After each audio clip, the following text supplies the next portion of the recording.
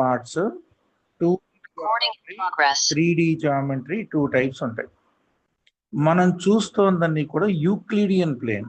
Euclidean plane అంటే ఏంటి? Horizontal reference line, vertical reference line రెండే ఉంటాయి. ఈ రెండింటిని బేస్ చేసుకుని మనం పాయింట్స్ రాస్తాం. ఫర్ ఎగ్జాంపుల్ ఏదైనా పాయింట్ని మెన్షన్ చేసామనుకోండి, పిఎక్స్ కామా వై అని. ఇక్కడ ఎక్స్ కోఆర్డినేటు, ఈ వై కోఆర్డినేట్. ఇది ఎక్స్ కోఆర్డినేట్ ఉండే డిస్టెన్స్, ఇది వై కోఆర్డినేట్ ఉండే డిస్టెన్స్ తీసుకుంటాం. మరి దీనిలో వచ్చే బొమ్మలు ఏముంటాయి? స్క్వేర్ ఉంటుంది, రెక్టాంగిల్ ఉంటుంది, రాంబస్ ఉంటుంది, ట్రెపీజియం ఉంటుంది, సర్కిల్ ఉంటుంది, సెమీ సర్కిల్ ఉంటుంది. These are called plane figures. Plane figures అంటే which has exactly one face, ఒకటే ఫేస్ ఉంటుంది. ఆ ఫేస్ ఉన్న బొమ్మలు 2 డైమెన్షన్లోనే వేయడానికి వస్తుంది. మరి what about a cube? For example cube అనుకోండి, ఇది 3 డైమెన్షనల్ ఫిగర్. ఎగ్జంప్షన్ ఏంటంటే, మన రూమ్ కార్నర్లో తీసుకెళ్ళి ఏదైనా డబ్బా పెట్టామనుకోండి, ఇది కార్నర్ ఆఫ్ ఏ రూమ్, అప్పుడు 3 డైరెక్షన్స్లో స్ప్రెడ్ అయి ఉంటుంది. ఇది ఫ్లోర్కి లెంగ్త్, ఇది ఫ్లోర్కి బ్రెడ్త్, ఇది గోడ హైట్. అంటే 3 డైమెన్షన్స్లో ఈ పర్టికులర్ బాక్స్ సెట్ అయినట్టు. దాని ప్రాక్టికల్ మీనింగ్ ఏంటంటే, ఇది ఎక్స్ యాక్సిస్, ఇది వై యాక్సిస్ అనుకుంటే, మన రూమ్ భాషలో ఇది లెంగ్త్ అనుకుంటే, ఇది బ్రెడ్త్ అనుకుంటే, హైట్ ఆఫ్ ద బాక్స్ ఉంటుంది.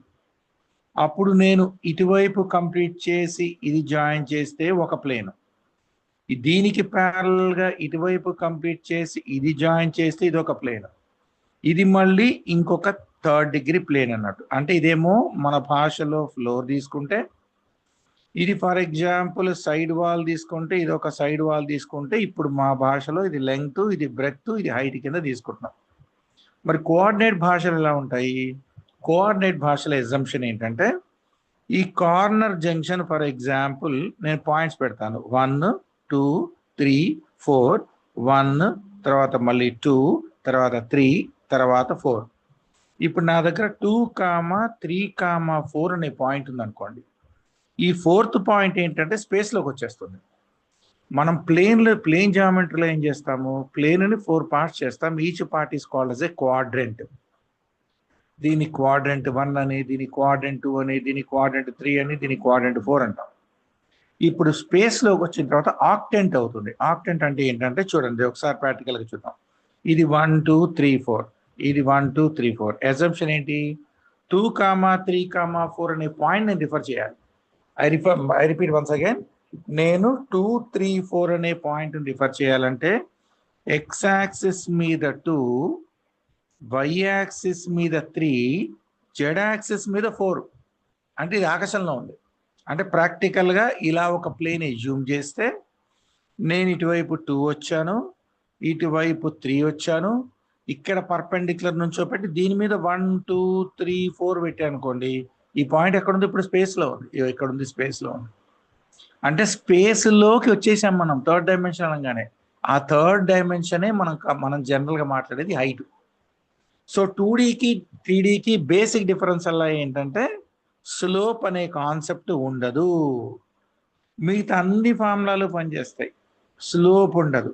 సెక్షన్ ఫార్ములా పనిచేస్తుంది, డిస్టెన్స్ ఫార్ములా పనిచేస్తుంది, మిడ్ పాయింట్ ఫార్ములా పనిచేస్తుంది, ప్యారలోగ్రామ్ ఫార్ములా పనిచేస్తుంది, అన్ని కాన్సెప్ట్లు. తర్వాత ఏరియా అనే ముచ్చట ఉండదు. ఎందుకని? 3 డైమెన్షనల్ ఫిగర్కి ఏరియా ఉండదు, వాల్యూమ్ ఉంటుంది. ఫర్ ఎగ్జాంపుల్ ఇప్పుడు నేను క్యూబ్ అన్నా అనుకోండి, ఈ క్యూబ్ వేసాను. నేను ఏరియా అంటే ఏ ఏరియా మాట్లాడుతున్నట్టు? ఫ్రంటా, సైడా, బ్యాకా, ఇటువైపా, పైన, కింద క్యాల్కులేట్ చేయడానికి రాదు. అందుకని 3 డైమెన్షనల్ ఫిగర్ వచ్చినప్పుడు ఖచ్చితంగా వాల్యూమ్ ఉంటుంది. ఎందుకంటే 3 మెజర్మెంట్స్ ఇంక్లూడ్ అయినాయి. ఒకటి లెంగ్త్, బ్రెడ్త్, హైట్. ఏరియా ఎప్పుడు 2 డైమెన్షన్లో ఉంటుంది, వాల్యూమ్ అనేది 3 డైమెన్షన్లో ఉంటుంది. అందుకని 2D జియోమెట్రీకి 3D జియోమెట్రీకి ప్రాక్టికల్ డిఫరెన్స్ ఏంటి అంటే, 2D జియోమెట్రీలో ఎక్స్ కోఆర్డినేట్, వై కోఆర్డినేట్ మాత్రమే ఉంటుంది. 3 డైమెన్షన్లో X coordinate, Y Z coordinate ఉంటుంది. ఇది ప్లేన్ మీద ఉంటుంది, అంటే పేపర్ మీద ఉంటుంది. ఇది గాల్లో తిరుగుతుంది. ఇక్కడ 4 పార్ట్స్ చేస్తాము, వాటిని క్వాడ్రెంట్ 1, క్వాడ్రెంట్ 2, క్వాడ్రెంట్ 3, క్వాడ్రెంట్ 4 అంటాం. ఇక్కడ 8 పార్ట్స్ అవుతాయి, ఆక్టెంట్ 1, ఆక్టెంట్ 2, ఆక్టెంట్ 3, ఆక్టెంట్ 4. ఎలాగా? ఇప్పుడు ఇది ప్లేన్, ఇప్పుడు గాల్లోకి వచ్చింది. ఇప్పుడు ఇది గాల్లోకి వచ్చింది కాబట్టి నేను 4 పార్ట్ చేశాను అనుకోండి. ఫర్ ఎగ్జాంపుల్ ఆ 4 పార్ట్ చేస్తే ఈ పైనదంతా రూమ్ 1, ఇది రూమ్ 2, ఇది రూమ్ 3. రూముల కింద తీసుకుందాం, ఎందుకంటే ఇది 3 డైమెన్షనల్ బొమ్మ కాబట్టి. ఫస్ట్ ఫ్లోర్లో ఉన్న రూము, ఫస్ట్ ఫ్లోర్లో ఉన్న second room, third room, fourth room, దీని కింద ఉన్నది 5th రూము, దీని కింద ఉన్నది 6th రూము, దీని కింద ఉన్నది 7th రూము, దీని కింద ఉంది 8th రూమ్. అంటే ఏమవుతుంది, 8 పార్ట్స్ అవుతుంది. వై? బికాస్ ఇప్పుడు మనం యాక్చువల్గా ఇక్కడున్న ప్లేన్, ఈ ప్లేన్లో మనం ఏం చేస్తున్నాము, X axis Y axis reference ఇచ్చేసి ఇది first quadrant, second quadrant, third quadrant, fourth quadrant పెట్టి దాని రిఫరెన్స్ లైన్స్ ఎట్లా పెడుతున్నాము, plus plus, minus plus, minus minus, తర్వాత ప్లస్ మైనస్ పెడుతున్నాం. మరి ఇప్పుడు పైకి వచ్చింది అంటే హైట్ లిఫ్ట్ అయింది. హైట్ లిఫ్ట్ అయిన తర్వాత నేను ఇప్పుడు యాక్సెస్ గీసాను అనుకోండి. యాక్సెస్ గీస్తే రూమ్ 1, రూమ్ 2, రూమ్ 3, రూమ్ 4, దీని కింద రూమ్ 5, దీని కింద రూమ్ 6, దీని కింద రూమ్ 7, దీని కింద రూమ్ 8. అంటే 8 పార్ట్స్ కింద విడిపోతున్నాను. అడ్రస్లు కూడా 8 అడ్రస్లు ఉంటాయి. అందుకని వాటిని ఏమంటారు, ఆక్టెన్స్ అంటారు. అంటే let me give the respective addresses. ఇప్పుడు నేను ఏదన్నా పాయింట్ని కోఆర్డినేట్ జామెట్రీలో మాట్లాడాను అనుకోండి, ఎక్స్ వై జెడ్ కింద తీసుకుంటాం. ఇది 3 డైమెన్షనల్ ఫిగర్లో. వాటి అడ్రస్లు ఏముంటాయి, plus X, plus X, plus Y, plus Z. అంటే XYZ పక్కన పెడదాము. ఇది ప్లస్ ప్లస్ ప్లస్ ఉందనుకోండి. నా భాషలో ఏంటంటే, ఇక మీకు ప్రాక్టికల్గా మీనింగ్ చెప్తున్నాను. ఇది 1 2 3, 1 2 3. నేను 1 2 3 3 పాయింట్స్, 1, 2, 3 పాయింటే డిఫరెంట్ అడ్రస్లో చెప్తాను. +1, +2, +3 ఉందనుకోండి. +1, +2, +3 అంటే ఇది రూమ్ 1లో ఉంది. డౌట్ వస్తే వెంటనే ఆపేయండి. మీకు ఇది ఊహించుకోవాలి, మొత్తం బొమ్మని రకరకాలుగా ఊహించుకోవాలి మాస్టర్, అప్పుడే అర్థమవుతుంది 3D జామెట్రీ. ఇప్పుడు ఇక్కడ పాయింట్ వచ్చాను. ఇప్పుడు ఏం చేస్తాను, -1, 2, 3 రాశాను అనుకోండి. ఇటు -1, ఇటు 2, పైకి 3. అంటే ఈ రూముకి పక్క రూమ్లో ఉంది, ఇది రూమ్ 2 తీసుకుందాం. ఇప్పుడు ఇక్కడికి వచ్చాను. ఫర్ ఎగ్జాంపుల్ -1, -2, +3 అనుకోండి. అది ఎక్కడ వస్తుంది, -1, -2, పైకి 3, +3 అన్నామంటే ఇవన్నీ పైన పోర్షన్ గురించి మాట్లాడుతున్నట్టు. -3 అన్నామంటే కింద పోర్షన్లోకి వెళ్తాం. అందుకని Z కోఆర్డినేట్ పాజిటివ్ ఉంటే ఫస్ట్ ఫ్లోర్లో ఉన్న 4 రూముల సంగతి మాట్లాడుతున్నాం. Z కోఆర్డినేట్ మైనస్ పెట్టానంటే దీని కింద ఉన్న రూమ్ 1 కింద రూమ్ 5 ఉంటుంది, రూమ్ 2 కింద రూమ్ 6 ఉంటుంది, రూమ్ 3 కింద రూమ్ 7 ఉంటుంది, రూమ్ దీని కింద రూమ్ 8 ఉంటుంది. అంటే ముందర వీటి అడ్రస్లు సరిగ్గా అర్థం చేసుకోండి. I repeat once again. +1, +2. ఇప్పుడు నాకు హైట్ అంటే రూమ్ హైట్ ఇలా ఉంటే ఫస్ట్ ఫ్లోర్లో ఉన్నట్టు, రూమ్ హైట్ కిందకి వెళ్తే కింద ఫ్లోర్కి వెళ్ళి గ్రౌండ్ ఫ్లోర్కి వెళ్ళినట్టు. ఇప్పుడు నేను ఫస్ట్ ఫ్లోర్ జంక్షన్లో ఉన్నాను. ఇప్పుడు నేను రూములు డిసైడ్ అవ్వాలి. +1, +2, +3 belongs to room 1. -1, +2, +3 belongs to room 2. -1, -2, +3 belongs to room 3. +1, -2, +3 belongs to room 4. Any doubt up to hear? అంటే మన స్పేస్లోకి వచ్చాం, మన రూము ఫస్ట్ ఫ్లోర్లో ఉన్న బాక్సులోకి వచ్చాం. సో ఇప్పుడు నాకేమొచ్చింది, -1, -2, తర్వాత ఇంకోటి ఏమొచ్చాను, +1, -2, +3. అంటే ఇప్పుడు నాకు రూమ్ నెంబర్ 4 వచ్చింది. ఎవరికన్నా డౌట్ ఉందా ఈ డెసిషన్ మేకింగ్? ఇప్పుడు దీని కింద రూమ్లోకి వెళ్తాను చూడండి. +1, +2, -3 ఎలా, +1, +2, +3 వస్తే పైకి, -3 అంటే కిందకి వెళ్ళాలి. అంటే ఇప్పుడు ఈ డైనింగ్ టేబుల్ కింద ఈ ప్యాడ్ కింద ఉన్నట్టు నేను, అది రూమ్ 4 కిందకి వెళ్తాను, రూమ్ 5 కిందకి వెళ్తాను. ఇప్పుడు ఇక్కడికి వస్తాను, -1, +2, -3 ఈ రూమ్ కింద రూమ్కి వెళ్తాం. అంటే అది రూమ్ నెంబర్ 6 వెళ్ళింది, దాని అడ్రస్ -1, +2, -3. రూమ్ 7కి వస్తే ఏమవుతుంది అంటే ఇక్కడ దీని కింద రూమ్లోకి వెళ్తున్నాం. అప్పుడు -1 -2 -3 -1 -2 +3 అంటే పెన్ పైకి వస్తుంది, -3 అంటే పెన్ కిందకి వెళ్ళాలి కదా, అంటే ఇది రూమ్ నెంబర్ 7. ఇప్పుడు ఇక్కడికి వచ్చాను అనుకోండి, +2 -3 -3 +2 -3 -3 కిందకి వెళ్తున్నాం, అది రూమ్ నెంబర్ 8. అంటే మోరల్ ఆఫ్ ద స్టోరీ ఏంటంటే 2 డైమెన్షనల్ 3 డైమెన్షనల్ జామెట్రీలో ఏం మారుతాయి, అది ఫండా డిఫరెన్స్. నెంబర్ 1 మీకు డిఫరెన్స్లు రాస్తున్నాను. 2D గురించి 3D గురించి స్ట్రైట్ లైన్స్లో ఉన్న ఫార్ములాలు మనకేం పనిచేస్తాయి. నెంబర్ 1 2Dలో మనకి క్వాడ్రెంట్స్ ఉంటాయి, QUA DRAN DS క్వాడ్రెంట్స్ ఉంటాయి. ఇక్కడికి వచ్చేప్పటికి ఆక్టెంట్స్ అవుతాయి. ఆక్టెంట్స్ అంటే 8 పార్ట్స్ అవుతాయి.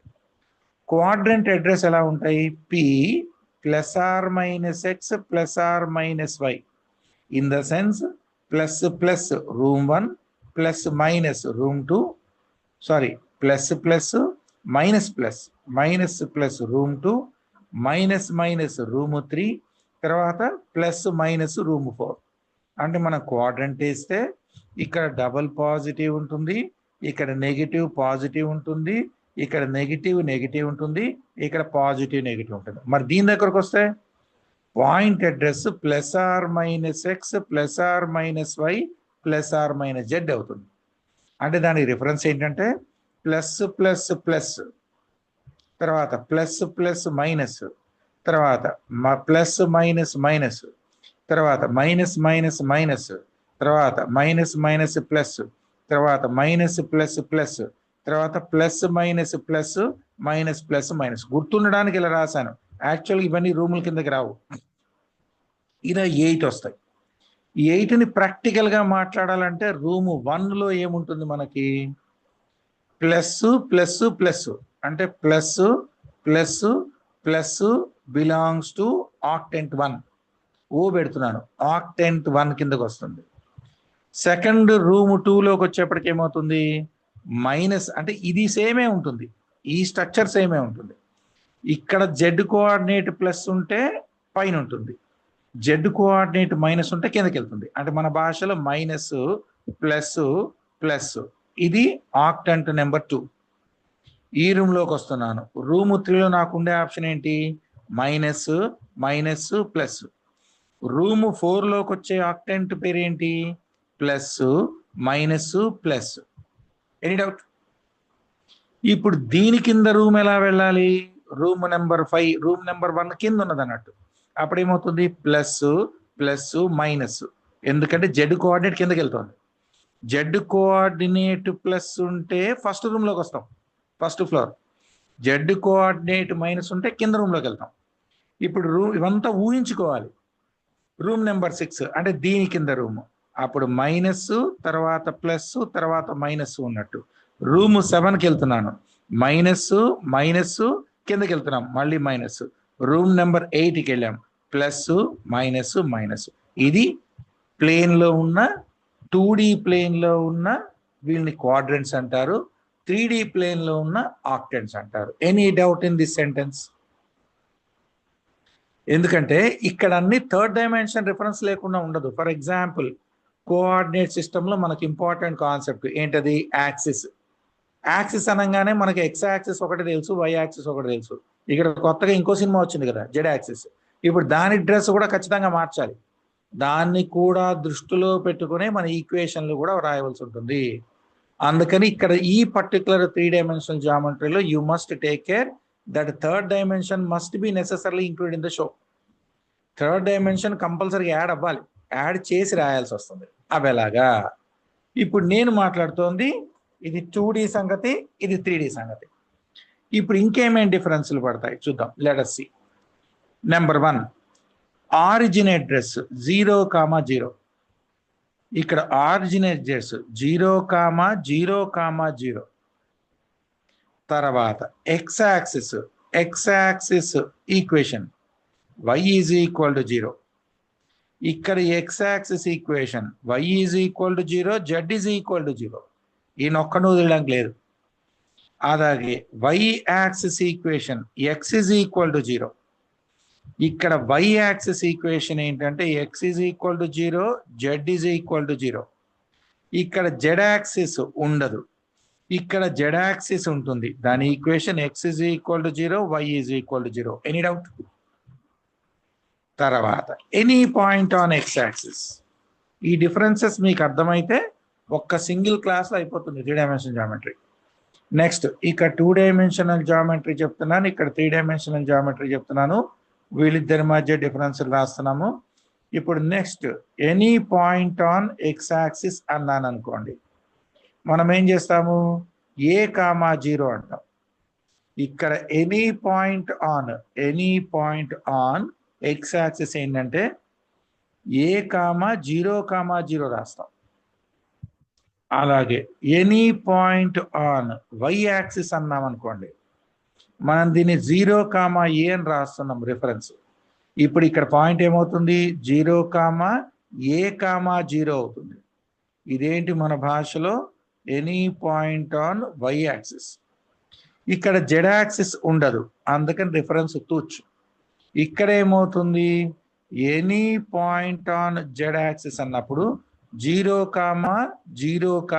ఏ అవుతుంది. మిగతా అడ్రస్లన్నీ 8 అడ్రస్లు సేమ్. ఫర్ ఎగ్జాంపుల్ ఏ, 0, తర్వాత ప్లస్ ఏ, 0, మైనస్ ఏ, 0. ఇప్పుడు నేను ప్లస్ ఏ, 0, అన్నాను. Positive X axis room number 1. ఇదే మైనస్ ఏ, 0, అన్నాను. Negative X axis room number 2. X axis మీద ఉండే పాయింట్. అలా మళ్ళీ 8 సెట్ ఉంటుంది. కానీ ఏదన్నా ఎక్స్ యాక్సిస్ ఇక్కడ ప్లస్ ఉన్నా మైనస్ ఉన్న అడ్రస్ చెప్పాలంటే ఇలా చెప్పాలి.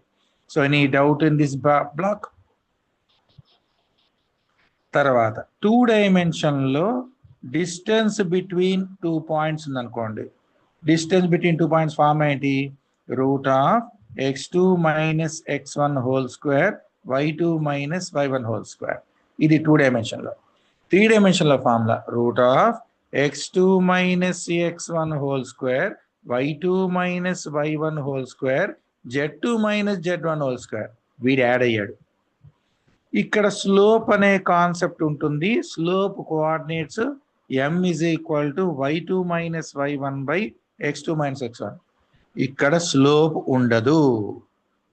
ఇక్కడ ఏరియా ఆఫ్ ఏ ట్రయాంగిల్ ఉంది మనకి. డెల్టా ఫార్ములా ఏంటి? Half sigma mod x1 y2 - x2 y1.